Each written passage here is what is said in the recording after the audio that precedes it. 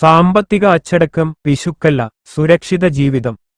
സുഹൃത്തുക്കളെ, സഹോദരങ്ങളെ, നമ്മുടെ ജീവിതത്തിൽ സാമ്പത്തിക സ്വാതന്ത്ര്യം നേടാൻ ആഗ്രഹിക്കുന്നവർക്ക് ഒഴിവാക്കാനാവാത്ത ഒരു കാര്യമാണ് സാമ്പത്തിക അച്ചടക്കം. പക്ഷേ എന്താണ് ഈ സാമ്പത്തിക അച്ചടക്കം? പിശുക്കനായി ജീവിക്കുക എന്നാണോ ഇതിന്റെ അർത്ഥം? ഇന്നത്തെ വീഡിയോയിൽ നമുക്ക് ഈ വിഷയം വിശദമായി പരിശോധിക്കാം. അതിനാൽ ഈ വീഡിയോ അവസാനം വരെ കാണൂ, ലൈക്ക് ചെയ്യൂ, സബ്സ്ക്രൈബ് ചെയ്യൂ. എന്താണ് ഈ സാമ്പത്തിക അച്ചടക്കം? ലളിതമായി പറഞ്ഞാൽ, നമ്മുടെ പണം എങ്ങനെ ബുദ്ധിപൂർവ്വം കൈകാര്യം ചെയ്യണം എന്ന് പഠിക്കുന്നതാണ് സാമ്പത്തിക അച്ചടക്കം.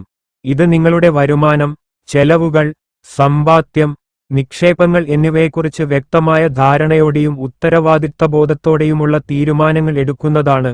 പിശുക്കി എല്ലാ ആഗ്രഹങ്ങളും മാറ്റിവെച്ച് ജീവിക്കുന്നതല്ല, മറിച്ച് ആവശ്യങ്ങൾക്കും ആഗ്രഹങ്ങൾക്കുമിടയിൽ ഒരു സന്തുലിതാവസ്ഥ കണ്ടെത്തലാണ്. സാമ്പത്തിക അച്ചടക്കം എന്തുകൊണ്ട് പ്രധാനം? സാമ്പത്തിക അച്ചടക്കം നമ്മുടെ ജീവിതത്തിൽ എന്തൊക്കെ മാറ്റങ്ങൾ കൊണ്ടുവരുമെന്ന് നോക്കാം. അമിതമായ കടങ്ങൾ ജീവിതത്തിൽ വലിയ ഭാരമാണ്. സാമ്പത്തിക അച്ചടക്കത്തിലൂടെ കടങ്ങൾ കുറയ്ക്കാനും അവ പൂർണ്ണമായി ഒഴിവാക്കാനും സാധിക്കും. അപ്രതീക്ഷിതമായ ചെലവുകൾ, ഒരു രോഗം, ജോലി നഷ്ടപ്പെടുന്നത് പോലുള്ള സാഹചര്യങ്ങളിൽ സാമ്പത്തിക ഭദ്രത നൽകാൻ ഇത് സഹായിക്കും. കുട്ടികളുടെ വിദ്യാഭ്യാസം, വിവാഹം, പുതിയ വീട്, വാർദ്ധക്യകാല ജീവിതം എന്നിവയ്ക്ക് ആവശ്യമായ പണം കണ്ടെത്താൻ സാമ്പത്തിക അച്ചടക്കം കൂടിയേ തീരൂ. പണത്തെക്കുറിച്ചുള്ള ആകുലതകൾ പലപ്പോഴും വലിയ മാനസിക സമ്മർദ്ദങ്ങൾക്ക് കാരണമാകാറുണ്ട്. സാമ്പത്തിക ഭദ്രത മാനസിക സമാധാനം നൽകും. എങ്ങനെ സാമ്പത്തിക അച്ചടക്കം പരിശീലിക്കാം? ചില ലളിതമായ കാര്യങ്ങൾ ശ്രദ്ധിച്ചാൽ മതി. നിങ്ങളുടെ വരുമാനം എത്രയാണ്, എന്തിനൊക്കെയാണ് പണം ചെലവഴിക്കുന്നത് എന്ന് കൃത്യമായി രേഖപ്പെടുത്തുക. ഇത് അനാവശ്യ ചെലവുകൾ കണ്ടെത്താനും ഒഴിവാക്കാനും സഹായിക്കും. ഒരു പേനയും പേപ്പറോ എക്സൽ ഷീറ്റോ മതി ഇതിന്. എല്ലാ മാസവും വരുമാനത്തിന്റെ ഒരു നിശ്ചിത ശതമാനം, ഉദാഹരണത്തിന് 10% അല്ലെങ്കിൽ 20% ആദ്യം തന്നെ മാറ്റിവെക്കുക. ബാക്കി പണം കൊണ്ട് ജീവിക്കാൻ ശീലിക്കുക. ഉയർന്ന പലിശയുള്ള കടങ്ങൾ, പ്രത്യേകിച്ച് ക്രെഡിറ്റ് കാർഡ് കടങ്ങൾ എത്രയും പെട്ടെന്ന് അടച്ചു തീർക്കാൻ ശ്രമിക്കുക. ആലോചിക്കാതെ സാധനങ്ങൾ വാങ്ങുന്നത് ഒഴിവാക്കുക. ഒരു സാധനം വാങ്ങുന്നതിനു മുൻപ് അത് ശരിക്കും ആവശ്യമുണ്ടോ എന്ന് ഒന്നുകൂടി ചിന്തിക്കുക. നിങ്ങളുടെ സാമ്പത്തിക ലക്ഷ്യങ്ങൾക്കനുസരിച്ച് ശരിയായ നിക്ഷേപ മാർഗങ്ങൾ തിരഞ്ഞെടുക്കുക. ചെറിയ തുകയാണെങ്കിൽ പോലും ചിട്ടയായ നിക്ഷേപം വലിയ നേട്ടങ്ങൾ തരും. ഒരു പുതിയ വീട്, കാർ അല്ലെങ്കിൽ വിരമിക്കൽ ജീവിതം എന്നിങ്ങനെയുള്ള വ്യക്തമായ ലക്ഷ്യങ്ങൾ വെക്കുകയും അത് നേടാൻ പ്രവർത്തിക്കുകയും ചെയ്യുക.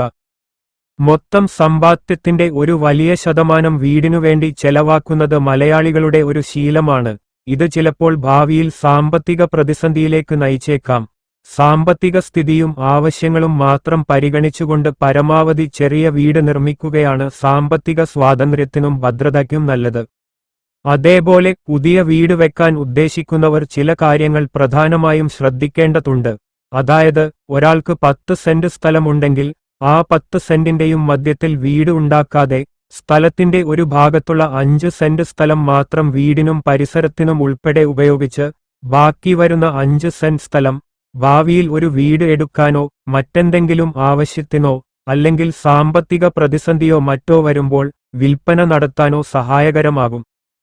പിശുക്ക് എന്നാൽ അത്യാവശ്യ കാര്യങ്ങൾക്ക് പോലും പണം ചെലവഴിക്കാൻ മടിച്ച് ജീവിതം ദുസ്സഹമാക്കുന്ന ഒരു മനോഭാവമാണ്. എന്നാൽ സാമ്പത്തിക അച്ചടക്കം എന്നത് വിവേകത്തോടെ പണം കൈകാര്യം ചെയ്യുകയും നിങ്ങളുടെ ഇപ്പോഴത്തെ ജീവിതം ആസ്വദിച്ചുകൊണ്ട് തന്നെ ഭാവിക്കു വേണ്ടി തയ്യാറെടുക്കുകയും ചെയ്യുന്നതാണ്. ഇത് സന്തോഷകരമായ ജീവിതം നയിക്കുന്നതിന് സഹായിക്കുന്നു.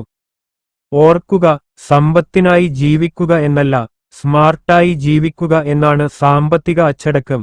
ഇത് നമ്മുടെ പണം നമ്മെ നിയന്ത്രിക്കുന്നതിന് പകരം നാം നമ്മുടെ പണത്തെ നിയന്ത്രിക്കുന്ന ഒരു ശീലമാണ്.